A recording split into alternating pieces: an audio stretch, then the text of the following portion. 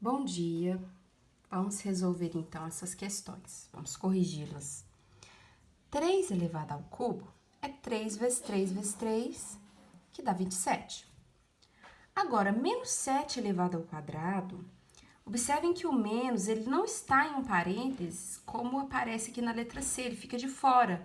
Então, quer dizer que ele também ficará de fora da potência. Então, a gente copia o menos aqui fora e faz 7 vezes 7, porque está elevado a 2, né? E aí, o menos continua, e 7 vezes 7 é 49. Aqui, menos 6 ao quadrado. Menos 6 ao quadrado é menos 6 vezes menos 6. Nesse caso, como o negativo está entre parênteses, ele entra na operação. Menos com menos mais. 6 vezes 6, 36. Nesse caso, nós temos um decimal. E eu aconselho que a gente transforme em fração. Se você quiser fazer 0,2 vezes 0,2, pegar o resultado e fazer 0,2 novamente, tudo bem, vai dar certo, você vai chegar na mesma resposta. Só que eu acho mais fácil transformar em fração. Então, 0,2 é o mesmo que 2 sobre 10, certo? Continue elevado ao cubo e aí você resolve. 2 vezes 2 vezes 2, 8. E 10 vezes 10 vezes 10, 1000. Se você dividir aqui, você vai chegar nessa resposta. Então, essas duas respostas são aceitas, a fracionária e a decimal, ok? Aqui é 10 elevado a 4. 10 elevado a 4 é o mesmo que 10 vezes 10 vezes 10 vezes 10, que resulta em 10.000. Se você observar aqui, se você contar o número de zeros, é o mesmo número de zeros da resposta. Então, você pode até já colocar 4 zeros, tá bom?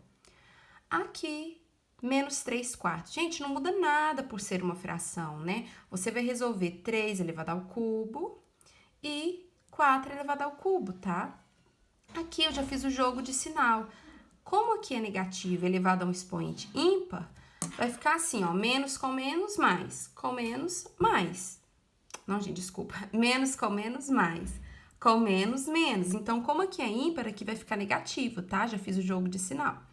3 vezes 3 vezes 3, 27. 4 vezes 4 vezes 4, 64. Na letra G, a gente tem a fração elevada a 1. Tudo elevado a 1 é igual a ele mesmo. Então, só copiar, tá bom? Se tivesse elevado a 2, ia ter que fazer uma continha aqui grandinha, né? Mas, como está elevado a 1, é só copiar. Letra I. Tudo elevado a 0 é igual a ele, é igual a 1, né? Tudo elevado a 0 é igual a 1. Então, mesmo quando for um número negativo, o resultado vai ser 1, tá bom?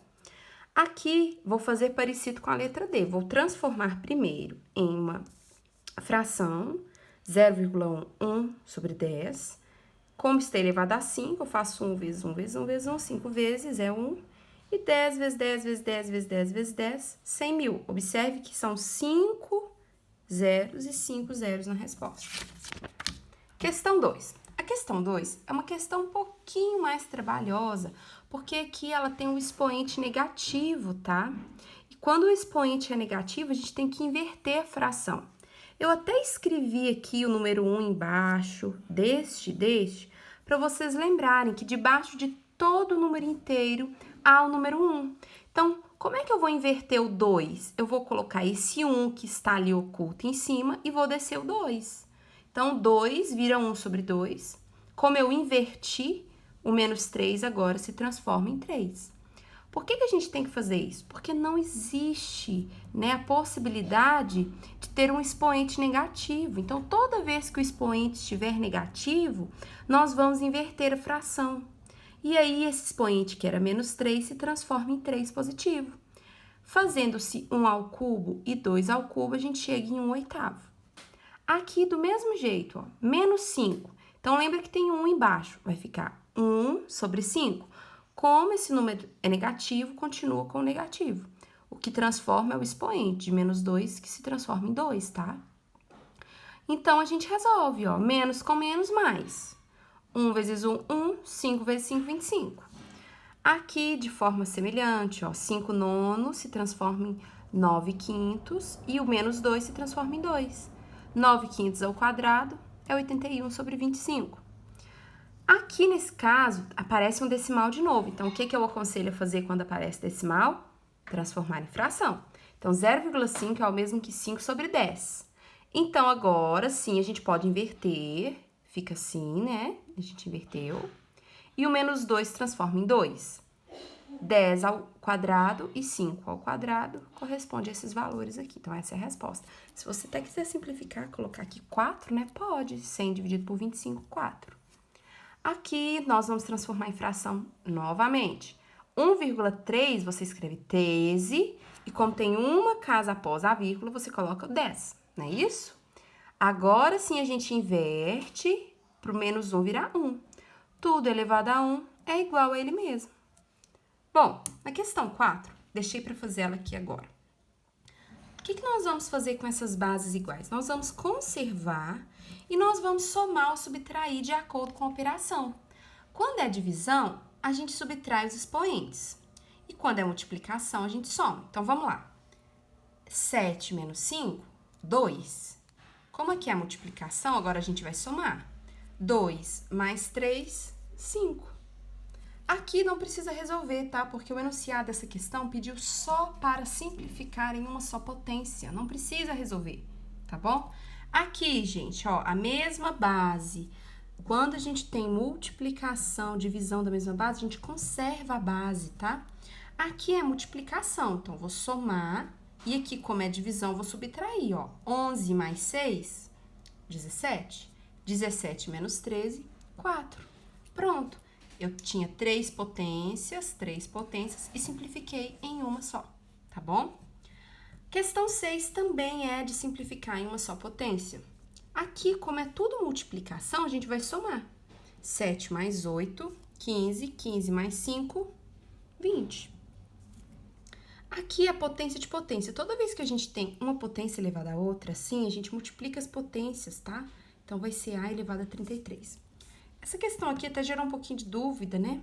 Gente, não vamos nos enganar, ó. O x de cima, ele está sendo dividido pelo x de baixo, né? Então, quando eu tenho divisão, eu não devo fazer uma subtração? Então, aqui não tem 1 oculto? 1 menos 4, o x vai ficar elevado a menos 3. E agora o y? O y não está sendo dividido por um y lá de baixo? Então, vamos subtrair novamente.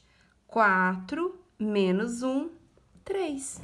Então, essa é a resposta. Bom, para finalizar aqui, questão 8. Questão 8 pede para aplicarmos as propriedades de potência, né, e reduzir, e calcular. Potência de potência, ensinei para vocês que a gente tem que multiplicar, tá bom? Os expoentes.